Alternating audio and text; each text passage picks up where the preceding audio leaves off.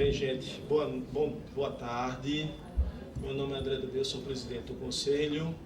É uma alegria enorme estar aqui com vocês, principalmente com a presença da ilustre presidente da Sociedade Brasileira de Pediatria, que de antemão já vem nossos agradecimentos. E nós vamos dar início hoje ao nosso programa de educação continuada, né?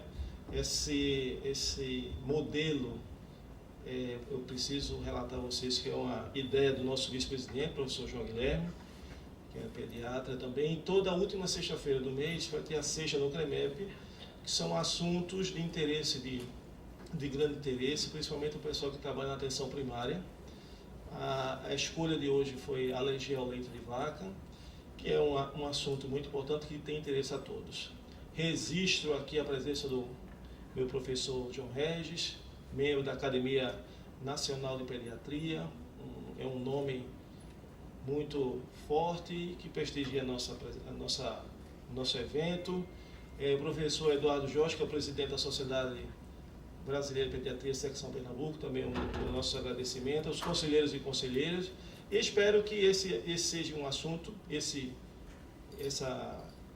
evento venha a suprir uma lacuna muito grande na educação continuada, né? As aulas serão gravadas e serão disponibilizadas no nosso site. Então, para aqueles colegas que não puderem vir, vocês digam que brevemente, após a edição, ele vai estar à disposição também de todos. A próxima aula vai ser um assunto de ginecologia e obstetrícia, e assim também, se vocês puderem nos ajudar e mandar sugestões de pauta, tá certo? Para diretoria, sem o A, @cremep.org.br, agradecemos. Comunicamos também que já está em processo de licitação um programa de, como é o nome, Eduardo Jorge? Do PAUS e da ALSO, que são atividades importantes. A gente vai disponibilizar sem ônus nenhum para os médicos. A gente está em processo de licitação. A gente vai inicialmente começar pelo interior, Garanhuns e Serra Talhada. E depois, por que pediatria e ginecologia e obstetrícia? Porque nos levou em consideração os índices de mortalidade infantil, principalmente no interior, né? Mas nada que isso impeça no próximo ano a gente consiga transmitir isso para a região metropolitana. Doutora Luciana, muito obrigado. E a cuna aqui é sua.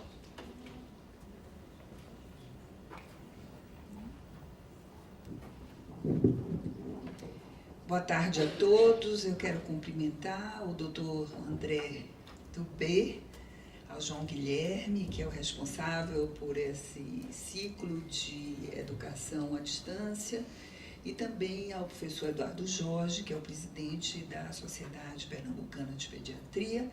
É um prazer estar aqui com todos vocês e nós vamos fazer algumas considerações sobre alergia alimentar. Antes de nós começarmos, eu gostaria de perguntar à plateia quem de vocês está associado à Sociedade Brasileira de Pediatria e Pernambucana de Pediatria. Tá? Quero dizer a vocês que a nossa sociedade, na próxima semana, vai ter disponibilidade de um site novo. Nós estamos lançando o tratado, nós estamos com uma produção de documentos científicos bastante significativa, porque nós imaginamos que precisamos não só aumentar a formação científica dos nossos pediatras, mas também valorizá-los, né? Então, também aqui já convido a todos para o nosso Congresso Brasileiro de Pediatria, que ocorrerá em outubro, de 10 a 14, no Ceará, em Fortaleza. Então, voltamos para o assunto, alergia alimentar, que naturalmente aqueles que começaram a pediatria mais anos atrás não viam com tanta frequência, mas que hoje parece que teve uma explosão bastante significativa. Próximo. Bom, como é que nós definimos alergia alimentar? Ela traduz uma reação adversa, reprodutível, a um componente alimentar específico desencadeada por um tipo de resposta imunológica. Nós vamos ver mais adiante que vários são os alimentos que podem provocar esse quadro. Mas, naturalmente, o mais importante é o leite de vaca, que faz a determinação desses quadros na grande maioria das vezes. Pode passar. Uma coisa que tem ocorrido não só nos países industrializados, mas também nos países em desenvolvimento, é que a prevalência tem sido crescente de todas as alergias, não só alimentar. A dermatite atópica, a asma, a alergia alimentar, em proporções epidêmicas tem aumentado e tem se tornado um problema de saúde pública. Pode passar? Se admite que nos Estados Unidos a alergia alimentar exclusiva acometa de 2 a 10% da população.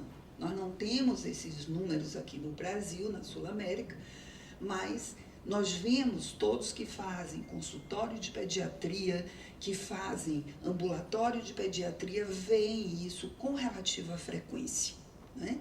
Um outro dado importante é que nós vamos ver que essa alergia ela pode se manifestar de várias formas, da forma imediata, da forma tardia, e as formas imediatas, que às vezes requerem uma terapêutica mais agressiva e mais pronta, como a reação anafilática, tem aumentado também de forma bem significativa, tá? Pode passar. Vejam vocês também que de uma coorte estudada, depois de 63 meses, cerca de metade das crianças passaram a tolerar o alimento, porque isso também é um enigma dentro da alergia.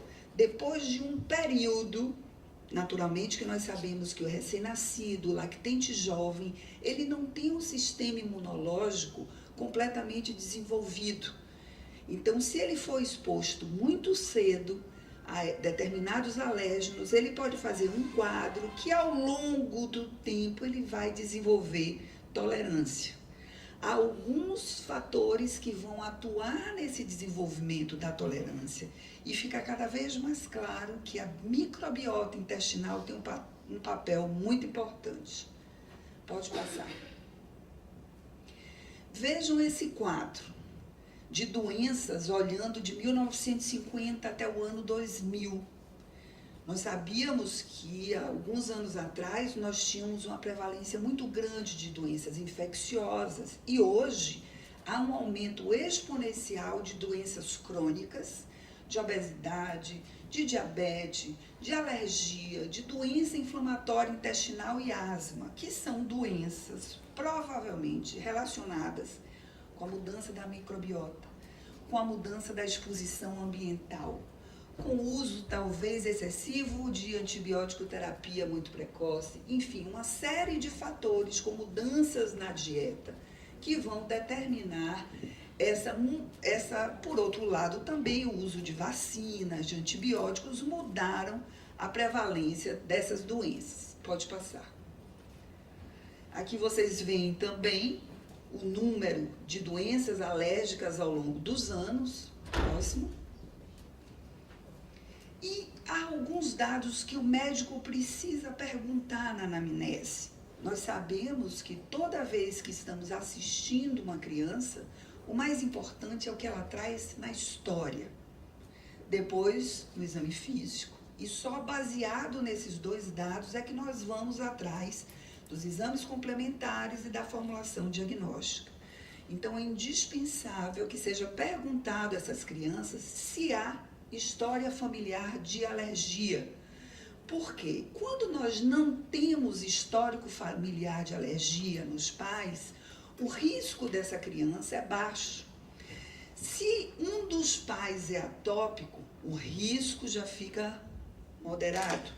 Mas se ambos os pais são atópicos, tem relato de alergia respiratória, asma, rinite, alergia cutânea, aí, de fato, as crianças vão ter um alto risco de também terem um quadro de alergia. Então, vejam, senhores, que se a criança não tem relato, ela vai ter 70% de chance de não ser alérgica. Por outro lado, se ambos os pais forem alérgicos, ela vai ter uma chance muito grande de também ser alérgico. Passe. Os mecanismos envolvidos nessa reação alérgica relacionada com o alimento são mecanismos que estão relacionados com IgE e não IgE mediadas. E a sensibilidade dos diferentes órgãos são responsáveis pela característica clínica do quadro. Passe. Então, nós vamos ter aqui, eu queria falar que alguns desses slides foram cedidos pela doutora Cristina, e nós temos que nos lembrar o seguinte: até alguns anos atrás, nós imaginávamos que o trato digestório era um sistema que tinha a função de digerir os alimentos, de absorver os nutrientes e de produzir as fezes. Mas hoje nós sabemos que o trato digestório é o maior órgão endócrino que nós possuímos por causa dos hormônios que ele produz. Além disso, o trato digestório é o maior órgão imunológico que nós temos, porque em todo ele há presença de folículos linfóides, de uma série de elementos linfocitários, imunológicos que estão aí em amplo contato com o meio ambiente através da mucosa intestinal. E, além disso, nós sabemos hoje que o intestino é o segundo cérebro por causa da conexão que existe entre o sistema nervoso do intestino e o sistema nervoso central. Então, tudo isso aí faz a gente ter um lente na compreensão hoje do que significa o trato digestório. Então, imaginem os senhores que a superfície do intestino é a maior superfície que nós possuímos em contato com o meio externo. E a agressão dos alérgenos, ela virá, sobretudo, através dos alimentos, dos antígenos da dieta e também de alguns organismos que fazem a parte da barreira intestinal, que representam a microbiota intestinal. Nós tínhamos a ideia que o trato digestório era composto de boca, esôfago, estômago, intestino e os anexos, que eram o pâncreas e o fígado. Mas hoje há um outro órgão nesse trato digestório, que é a microbiota intestinal. Então, além dessa microbiota, que é chamada de boa, nós teríamos a barreira da mucosa, a presença de enzimas, a peristalse, que vão fornecer a proteção da mucosa intestinal contra a penetração desses antígenos. Próximo. Então, ao entrar em contato com o antígeno, se passa a fase da sensibilização, tá? Esses antígenos poderão penetrar na mucosa intestinal através dos enterócitos e desencadear, tá, os fenômenos relacionados com o linfócito T, TH2, o linfócito B e a formação de mastócitos e de anticorpos. Isso aí seria a fase de sensibilização. Numa segunda exposição a esses antígenos, esse núcleo de anticorpos já estaria completamente desenvolvido e aí seria feita o estímulo dos eosinófilos com a degranulação e a fase aguda da alergia. Aqui nós teríamos a patogênese da alergia mediada por IgE, que é aquela alergia que a criança come o alimento e imediatamente a boca incha, o corpo fica com urticária, ela pode ter um choque anafilático, né? Ela tem uma manifestação chamada de imediata. Pode passar. Então, além dessa alergia imediata, nós podemos ter também a alergia tardia. Quem atende os pacientes que apresentam um quadro de alergia imediata é o médico que está no pronto atendimento, é o médico da emergência. É o de baixo? De cima. É o médico da emergência, é o médico que está no pronto atendimento. Por outro lado, quem vai atender o paciente com alergia tardia vai ser o especialista, dependendo da manifestação clínica que o paciente tiver. Se o paciente tem um quadro de longa duração de diarreia com sangue nas fezes, vai ser o gastroenterologista. Se o paciente tem um quadro de asma, de broncoespasmo, de sibilos, vai ser o pneumologista. Enfim, se o paciente tem um quadro grave, crônico de pele, algumas vezes vai ser o alergista ou o dermatologista. Então, nós temos que imaginar que as reações tardias, elas vão ocorrer depois de um período maior. Próximo. Nós temos que entender o papel dos testes IgE e cutâneos, que são testes que podem ser pedidos diante de quadros onde você suspeita da alergia imediata, tá? Nesses quadros, você poderá lançar mão de antihistamínicos e de epinefrina, mas nos quadros tardios, essas drogas não vão ter lugar. Pode passar. Vejam que manifestações podem vir com pacientes que apresentam alergia alimentar. Entre as manifestações cutâneas, nós teríamos a urticária, o angioedema, um rash morbiliforme, a dermatite atópica, a dermatite de contato e a dermatite herpetiforme. Dentre as manifestações respiratórias, o paciente pode começar subitamente a apresentar um quadro de rinoconjuntivite, broncoespasmo, asma brônquica, hemosiderose induzida por alimentos. Mas ele pode também ter uma manifestação muito agressiva, que é o choque anafilático, que pode ser, inclusive, fatal, né? Pode passar. Por outro lado, nós temos manifestações gastrointestinais, que são várias. Dentre elas, alergia oral, anafilaxia gastrointestinal, a esofagite eosinofílica alérgica, a gastroenteropatia eosinofílica, a protocolite alérgica, a enterocolite alérgica, a enteropatia alérgica. E outras manifestações digestórias precisam estar no diagnóstico diferencial, porque podem também se apresentar como um quadro diarreico.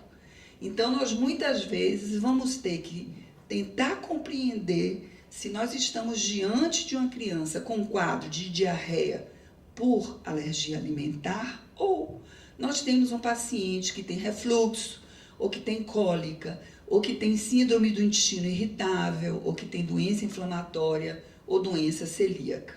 Passe. Uma coisa muito frequente, sobretudo com lactente jovem, é a diferença, às vezes, que nós temos de fazer entre alergia alimentar tardia, diferenciando de um refluxo gastroesofágico, porque ambas as situações podem se manifestar apenas com vômitos e regurgitação. Aqui vocês têm a adrenalina autoinjetável, que a SBP já foi a Brasília pedir para que nós passemos a ter essa medicação no Brasil, mas ainda não tivemos resposta, mas é uma medicação importante, sobretudo por esse aumento na prevalência dessas manifestações graves de anafilaxia. Próximo. Aqui, as manifestações IgE e não IgE, aqui a manifestação imediata, mediada por IgE, com urticária gigante, inchamento dos lábios, tá? E aqui a manifestação tardia, que a mais frequente é a diarreia com presença de sangue nas fezes. Seguinte. Então, no trato digestórios, nós vamos ter essa manifestação, sobretudo por processos inflamatórios, por desmotilidade ou combinação de ambos. E nós podemos ter vômitos, diarreia, dor abdominal, falta de apetite, diarreia crônica, diarreia aguda, algumas vezes presença de muco e de sangue nas fezes, tá? E muitas vezes é difícil de diferenciar de uma síndrome de intestino irritável. Pode passar. Então, nós já vimos que as manifestações clínicas não IgE, são aquelas que acometem, sobretudo, o trato digestório.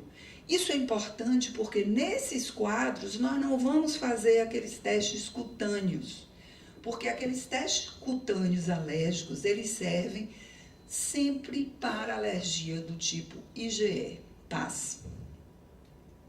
Então, nós vamos ter no paciente com alergia alimentar, não IgE mediada, sangue nas fezes, dor, recusa alimentar, enterocolite, colite, protocolite ou reações mistas, IgE e não IgE, TAS. Então, a alergia alimentar tem sua incidência, sua prevalência aumentando a cada dia. O aumento da gravidade das manifestações clínicas tem ocorrido, gravidade essa que muitas vezes pode comprometer o paciente do ponto de vista nutricional, e cada vez mais se vê que há uma demora na aquisição da tolerância clínica. A maioria das crianças pequenas que tem esse quadro, em geral, a maioria, a partir de 2, 3 anos, começa a tolerar essa proteína. Mas cada vez mais essa tolerância vai ficando mais tardia. Próximo. E o que eu faço com esses pacientes? Passe. Primeiro, eu tenho que tratar esses quadros excluindo a possível proteína alergênica, não é? Passe. Próximo. E essa dieta de exclusão tem uma série de etapas que precisam ser lembradas. Se a criança começa, em lactente jovem, a apresentar um quadro de diarreia com sangue, com muco, e ela é amamentada exclusivamente ao seio, ela deve continuar o aleitamento materno, mas a mãe precisa tirar da dieta dela, mãe, tudo que tiver leite, derivados do leite. Então, às vezes, isso é difícil para a família entender, mas a mãe precisa saber que ela continua amamentando seu filho, mas ela tem que tirar leite, queijo, manteiga, iogurte, todos os derivados lácteos da dieta materna. Passe. Uma outra coisa é, se a criança não está usando aleitamento materno, ela tem que ir para uma dieta artificial, tem que tirar o leite de vaca da dieta da criança. Porque uma coisa que nós não entendemos é que todos os mamíferos amamentam a sua prole. Apenas o ser humano dá uma proteína heteróloga a seu filho, que é um mamífero também. Então, nós temos que tirar a proteína do leite de vaca, que é absolutamente diferente da proteína do leite humano, e aí nós vamos ter que fazer opções com fórmulas hidrolisadas extensamente, que nós vamos conversar a seguir. Seguinte. Nessa dieta de exclusão, então, nós poderemos fazer dietas extensamente hidrolisadas, nós podemos fazer fórmulas exclusivas de aminoácidos, que são as fórmulas mais elaboradas, mais sofisticadas e mais caras, e nas crianças maiores de 6 meses, nós poderemos de soja. Lembrando que algumas crianças que fazem alergia à proteína de soja, a leite de vaca, também poderão fazer a soja. Passe o próximo. O foco atual e mais adequado do tratamento dessas alergias para que a tolerância clínica ocorra é que isso seja feito de maneira mais precoce para que essa tolerância não seja retardada. Passe. E nessa tolerância, pode passar, que é exatamente aquele quadro caracterizado por um estado persistente de não reatividade clínica aos alérgenos após o tratamento de exclusão. Os pediatras mais jovens sempre perguntam quanto tempo a criança deve ficar com a dieta de exclusão. E nós sabemos que medicina não é matemática. Nós temos que acompanhar o paciente, não é? E ver como é que ele está respondendo. Alguns pacientes vão ter que fazer uma prova de exposição, depois de um período de exclusão, para ver se conseguem voltar ao alimento. Passe o próximo. Então, como é que a gente vai fazer o manuseio para ver esse teste de aquisição de tolerância? Há um estudo interessante no Journal de Pediatrics, que eu oriento que os mais jovens leiam, para que se veja a prospecção de diferentes fórmulas usadas em pacientes com alergia à proteína de leite de vaca, fazendo um desenho de estudo de acompanhamento até 12 meses nesses pacientes. Passe. E aí esse estudo revelou que quando se inicia as fórmulas extensamente hidrolisadas ou com aminoácidos, acelera a aquisição da tolerância em crianças quando comparadas com outras fórmulas. Um outro dado que vem sendo cada vez mais demonstrado, mas que necessita ainda de estudos, é o uso de alguns probióticos, sobretudo bacilos LGG, que parece que aumentam esse efeito de tolerância mais precoce com a alteração da microbiota. Mas isso ainda não está completamente evidenciado. Mas os estudos têm demonstrado esse caminho. Próximo. Esse tratamento vai objetivar melhorar os sintomas, as lesões, recuperar a mucosa intestinal, impedir outras sensibilizações alérgicas, porque não raro o paciente que tem alergia a leite de vaca, se ele faz um processo inflamatório muito extenso na mucosa intestinal, ele vai dar chance a que outros antígenos também penetrem e façam outras alergias, né? E acelerar a tolerância clínica. Então, o tratamento é a dieta de exclusão com a nutrição adequada. Seguinte.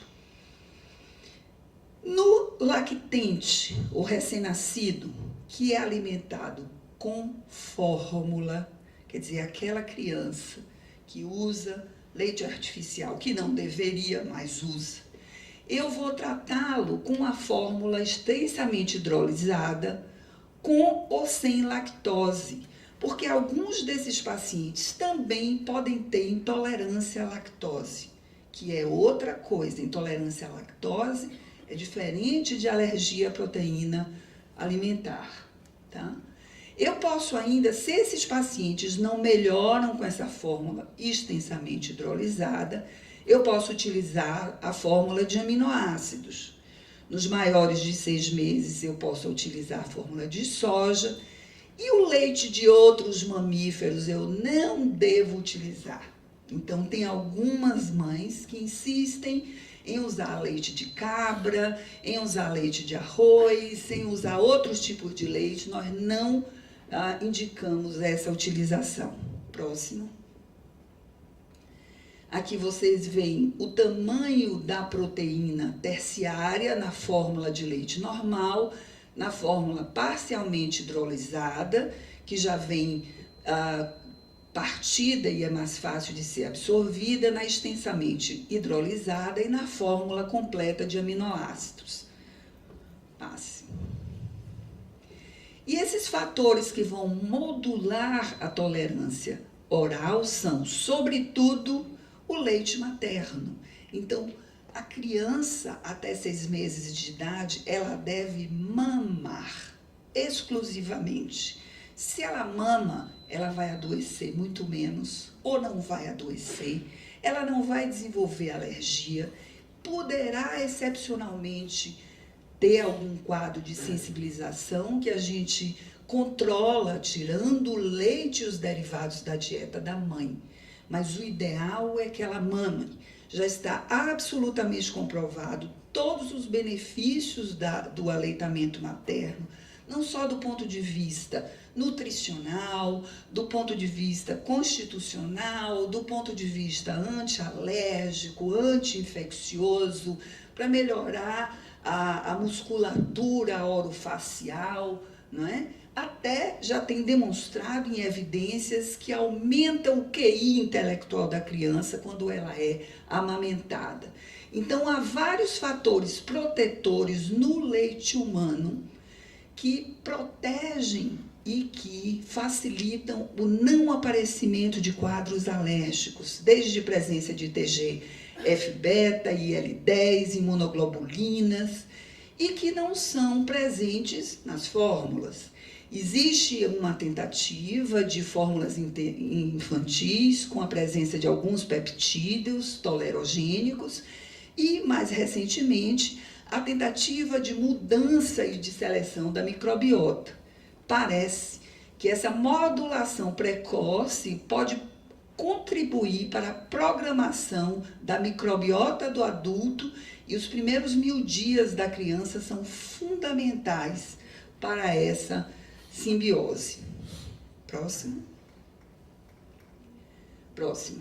Então, essa microbiota que cada vez nós falamos mais, ela representa uma população de bactérias anaeróbicas comensais que é capaz de prevenir a sensibilização alérgica, promovendo uma resposta protetora através do IL-22 e que vai limitar o acesso dos alérgenos alimentares à circulação sistêmica. Tá? Próximo. A gente sabe que aqui na mucosa normal nós temos os antígenos alimentares, temos as bactérias, temos os esporos, e aqui na submucosa toda uma reação inflamatória que pode ser desencadeada caso haja penetração desses antígenos. E se houver um desequilíbrio, uma disbiose, como é chamada, nessa microbiota, vai ocorrer uma completa mudança na reação inflamatória da submucosa. Próximo. Se eu falo de prevenção para alergia alimentar, sobretudo alergia a leite de vaca, eu quero dizer que a prevenção mais eficiente é aleitamento materno, é leite materno. Então, nós temos que fazer todos os esforços para promover, incentivar o aleitamento materno prolongado. Nós sabemos que às vezes isso não é possível por algumas questões, mas o nosso papel como pediatra, como médico, é estimular o uso exclusivo do aleitamento materno até o 6º mês de vida. Naturalmente que sem essa condição, o que a gente poderia fazer? Será que valeria a pena fazer naquelas crianças que nós falamos no início da apresentação, de alto risco, utilizar fórmulas hidrolisadas ou fórmulas exclusivamente de aminoácidos para prevenir essa alergia? Passe. Até o momento parece que não. Passe. Em algumas meta-análises não há evidências até o momento suficientes que se recomende, por exemplo, que mulheres grávidas, alérgicas, mudem sua dieta para evitar que o futuro bebê que vai nascer seja menos alérgico. Até hoje não há uma convicção científica sobre isso. Não há evidências suficientes até o momento também de que essas mulheres grávidas ou que estão amamentando tomem suplementos alimentares. E também não há evidências para recomendar essas mulheres grávidas ou que estão amamentando que usem probióticos. Passe. Há evidência, sim, que o leite materno ajuda na prevenção desses quadros alérgicos. Há evidências suficientes para recomendar que o leite de vaca seja evitado nos primeiros dias ou meses da criança. Há evidências suficientes para recomendar o uso de fórmulas hidrolisadas para aqueles lactentes de alto risco nos primeiros 4 meses. Então, aqueles lactentes que têm ambos os pais alérgicos, que tiveram irmãos muito alérgicos previamente, nesses há algumas evidências, sim, que eles deviam, no início da vida, não receber, se não podem receber leite humano, que não recebam fórmula completa de leite de vaca. Passe. Então, nós sabemos, mais uma vez aqui, de que o leite materno é o que mais contribui para a microbiota intestinal normal que há prebióticos presentes no leite materno, que são substâncias, nutrientes para manter a flora adequada, que o próprio leite materno segrega vários elementos e substâncias, como a IL-10, a IgA secretória e o TGF-beta, e que é, sem dúvida, o alimento adequado para o lactente. Passe o próximo. Já a forma hidrolisada parcialmente, que é composta de moléculas abaixo de 5.000 Daltons, pode ser uma opção num paciente, um lactente de alto risco, mas mesmo nesses pode eventualmente desencadear reação alérgica. Passe. Por outro lado, nós sabemos que precisamos de desenvolver estratégias importantes por causa do aumento da prevalência dessas condições, da alta morbidade, da possível mortalidade e, sobretudo, por causa do custo também dessas fórmulas. Então, crianças de risco com história de alergia grave em familiares de primeiro grau precisam ser olhadas com esse enfoque. Passe.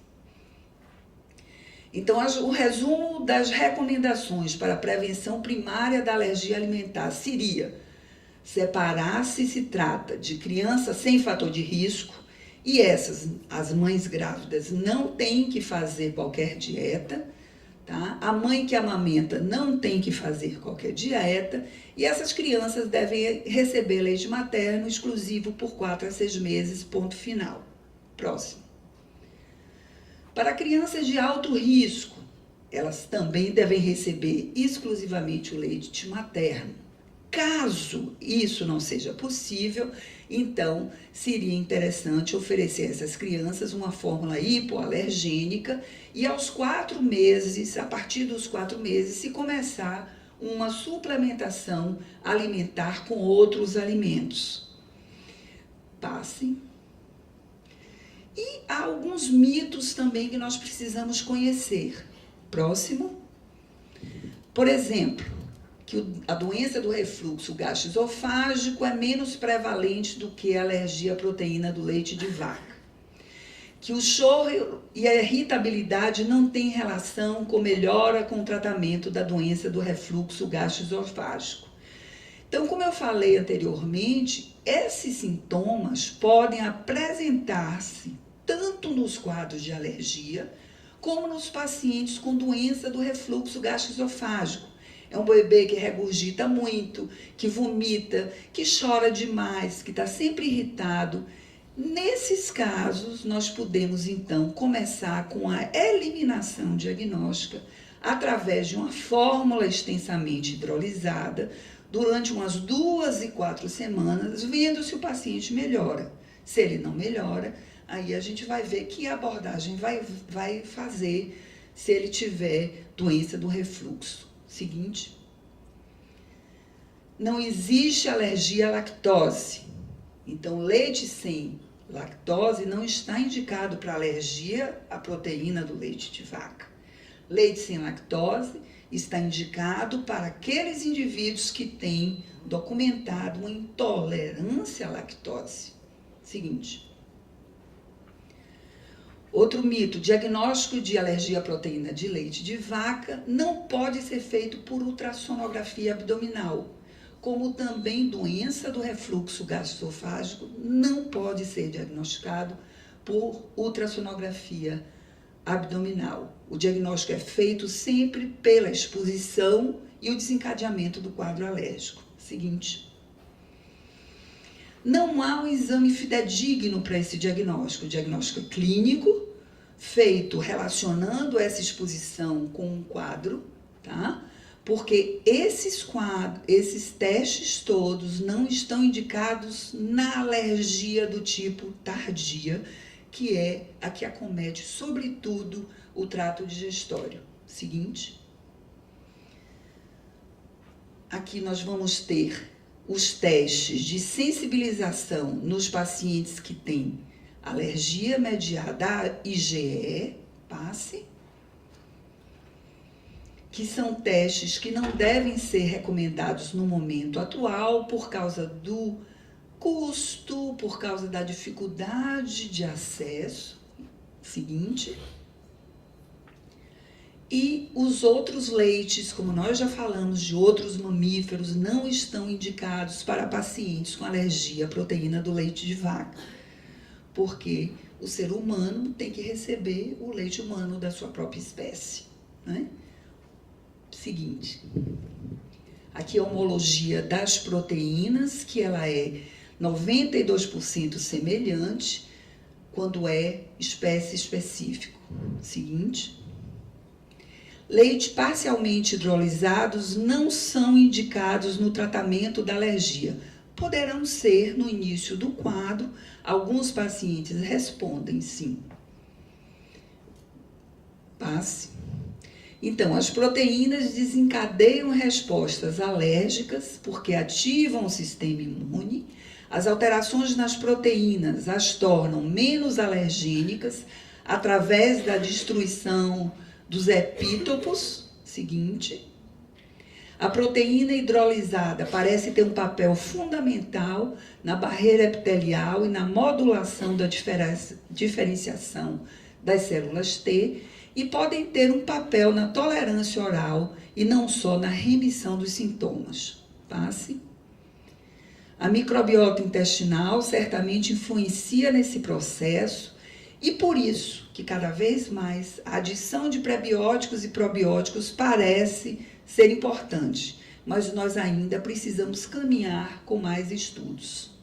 Próximo. Então vejam que esse quadro de alergia alimentar, sobretudo ao leite de vaca, representa uma balança delicada entre alimentos que devem ser evitados, exposição aos antígenos alimentares e a decisão que precisa ser individualizada. Quando é que eu vou insistir no alimento que deve ser mantido? Quando é que eu vou usar uma fórmula? Qual é a fórmula? Com qual a fórmula eu vou começar o tratamento? Se é um extensamento hidrolisada? Se é uma fórmula só à base de aminoácidos? Se eu posso já introduzir soja? Se é uma criança maior? Então, ter sempre a ideia que a medicina precisa ser individualizada para cada paciente. Seguinte. E, finalmente, voltar a convidá-los para o Congresso Brasileiro de Pediatria em outubro. Estou à disposição. Muito obrigada pela atenção.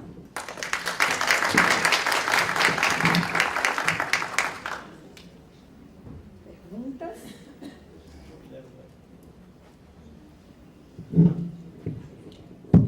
Queria parabenizar o senhor, né, agradecer e lembrar a todos, né, que esse programa vai ser disponibilizado no site, a aula foi gravada, e tentar atingir exatamente os médicos que não puderam estar aqui, principalmente o pessoal do interior.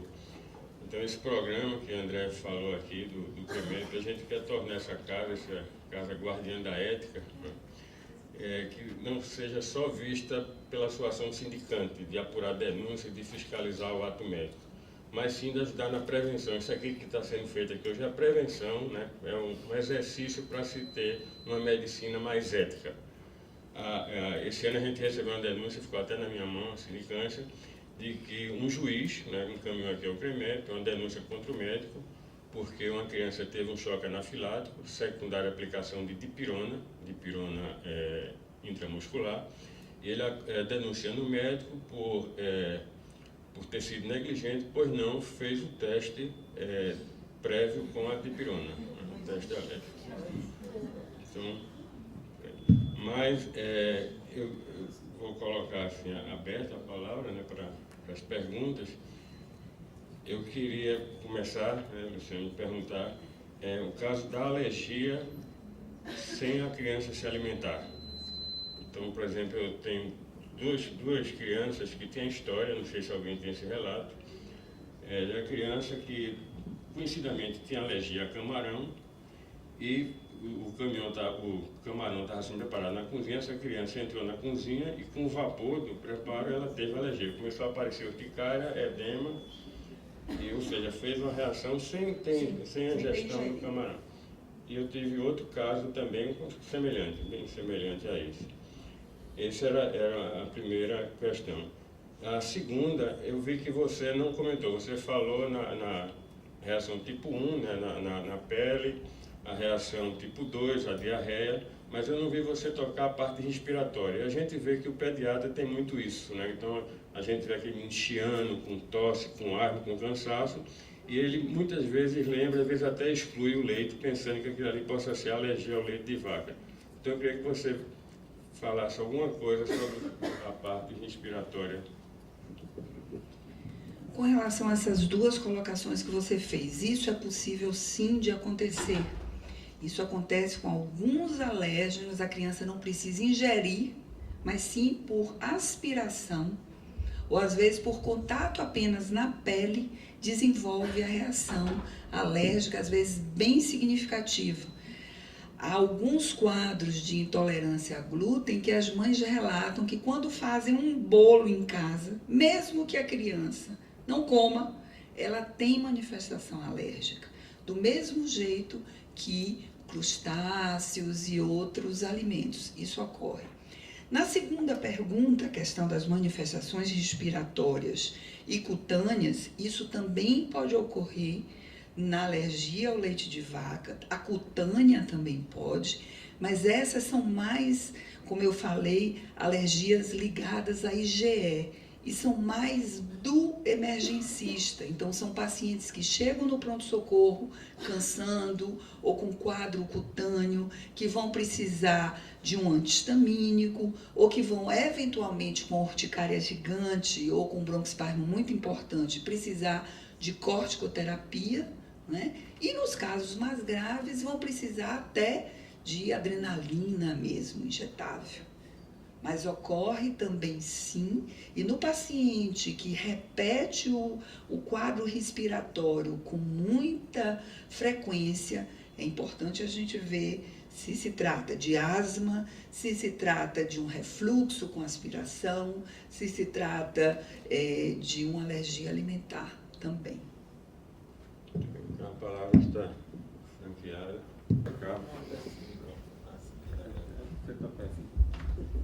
Luciana, você citou na palestra aí que deve-se evitar as fórmulas de arroz. Então, eu queria que você fizesse um comentário sobre a utilização da fórmula de arroz. Veja só, na fórmula de arroz não há um conteúdo proteico muito significativo. E a criança pequena, como ela tem um crescimento muito grande no primeiro ano de vida, ela precisa de proteína. Então, penso que o ideal, leite materno para o bebê pequeno. Se ele não consegue, tem uma alergia muito grave, é conseguir e ele é muito pequenininho, é conseguir um leite até de bancos de leite, né? Se não é possível, e ele é muito pequenininho, fazer a fórmula de aminoácidos ou a extensamente hidrolisada, caso ele não responda, passar para de aminoácidos. Mas a de arroz não tem o componente que a gente gostaria quando a gente vai olhar proteína, gordura, hidratos de carbono, tá? Nessas crianças que já são um pouquinho maiores, por causa do custo, quando os pais não conseguem bancar e a Secretaria de Saúde não consegue dar, a gente vai ter que, talvez, a criança perto dos 3, 4 meses, introduzir outras proteínas, mas não a fórmula de arroz, porque aí não vai preencher a quantidade de proteína que a criança precisa. Então, o leite de arroz, o leite de cabra, o leite de búfala, tudo isso eu acho que não são medidas que a gente deva usar no paciente com alergia alimentar. A pergunta, a propósito, foi por conta do custo, realmente. Uhum. E que você sabe que os programas oficiais não atendem dentro do esperado. Então, foi em cima disso mesmo. Vai estar satisfeita. Perguntas? Alguma outra pergunta? Os residentes. Os residentes não querem contar um caso de alguma criança com alergia? Luciano, quanto de criança tem? Proteína do ovo, né? A proteína que nós temos aqui no Brasil mais barata, né? E a gente vê muita orientação de só introduzir ovo na criança depois de 1 ano. que é que você acha sobre isso? Ela poderia ser introduzida mais precocemente? Eu acho que sim. A proteína do ovo é excelente, excelente. E claro que a gente também pode ter alergia ao ovo, sobretudo a clara, né? Mas é uma proteína excelente. A gente tem algumas correntes que acham que deve ser um pouco depois, outras antes, mas eu acho que pode sim introduzir por volta de 4, 6 meses, se houver necessidade, sim. Só a gema. A gema. A gema. E a clara mais adiante, né? Por volta de 8, 9 meses. É uma proteína excelente. E a criança pequena, ela com 1 ano, ela vai dobrar o peso que nasceu, né? Então, ela precisa de proteína para a construção mesmo. Ela não pode ficar sem proteína. Luciana, um assunto polêmico que a gente até...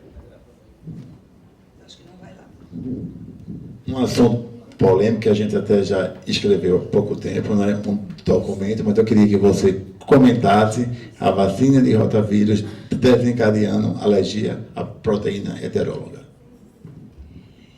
Isso tem algumas coisas que às vezes a gente não consegue identificar, que alguns fenômenos se repetem e passam a ser meias verdades, não é? Nós sabemos que a infecção por rotavírus é muito frequente no lactente. Nós já disponibilizamos de uma vacina anti-rotavírus que tem uma sensibilidade, uma especificidade boa e que está já bem aceito, que deve ser aplicada no primeiro ano de vida, né? E houve alguns relatos de que provavelmente a vacina estaria relacionada, né, com o desencadeamento de processos alérgicos. No entanto, na extensa revisão de literatura que foi feita, isso de fato não foi evidenciado. Então, eu acho que isso a gente precisa ter em mente, porque a gente não pode deixar de vacinar a criança. Nós conversávamos mais cedo com o João sobre isso, que há um movimento, né, contra a vacinação de crianças que começa a crescer de maneira inadequada, porque esses movimentos podem fazer retroceder algumas doenças que já estão basicamente fora de pensamento diagnóstico, né? Então, tem surtos recentes acontecendo na Europa, de sarampo, nos Estados Unidos, em outros lugares, porque há um movimento de que as crianças não devem ser vacinadas por causa do efeito colateral. Nós sabemos que, em termos de saúde pública, algumas vacinas têm, sim, alguns efeitos colaterais. Mas quando a gente põe os prós e os contras, né, com relação à saúde pública, nós temos que vacinar. Nós temos que vacinar para a febre amarela, sabendo que a vacina tem alguns efeitos colaterais numa parcela pequena de pessoas.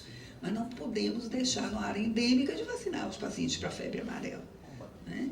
Então, há vários movimentos da Organização Mundial de Saúde de que nós não podemos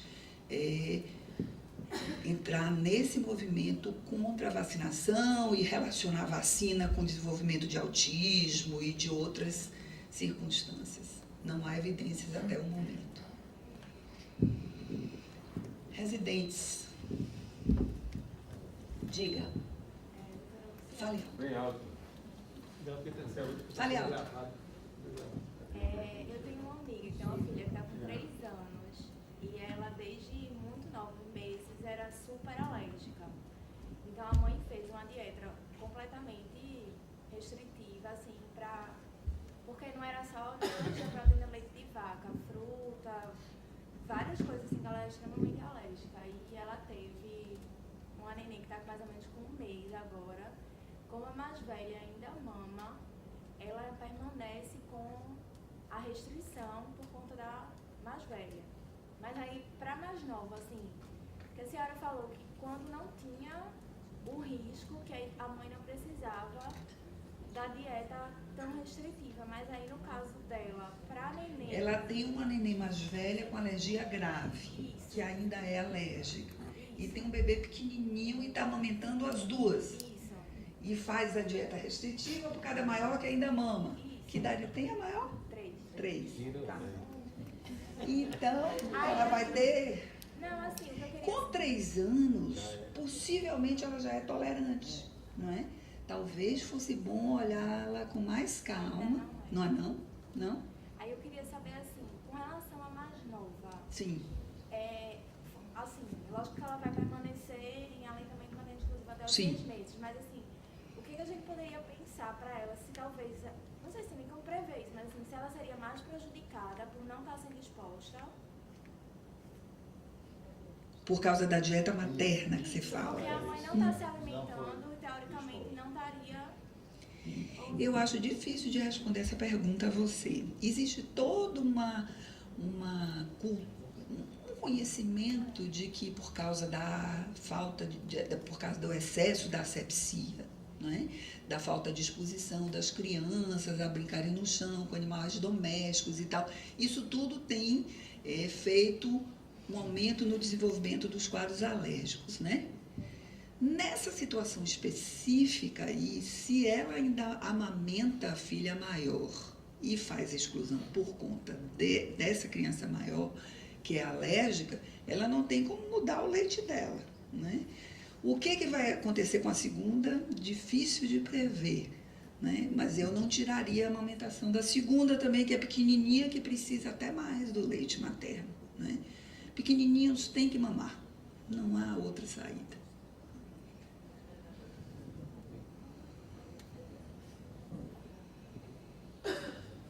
Algo mais? O ideal é que a criança pequena saia do peito para o prato, para a colher e para o copo, e nunca veja a mamadeira. Eu tenho alguns clientes assim, mas precisa de um suporte muito grande por causa do fator cultural. As vizinhas, as avós, porque o que mama na mamadeira é mais gordo, cresce mais, engorda mais e tal. O leite é fraco, todo aquele fenômeno cultural, né? O ideal é que a criança saísse do peito da mãe já para o prato e o copo.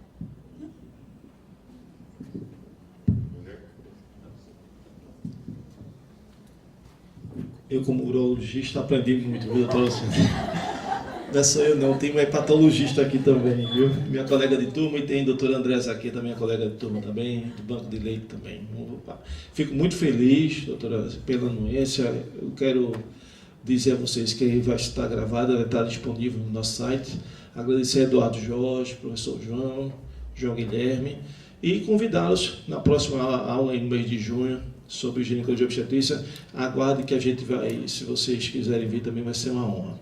Doutora Luciana, muito obrigado. Leve um abraço pernambucano para a Bahia e tenho certeza que seu congresso vai ser coberto de êxito. Obrigado. Obrigada.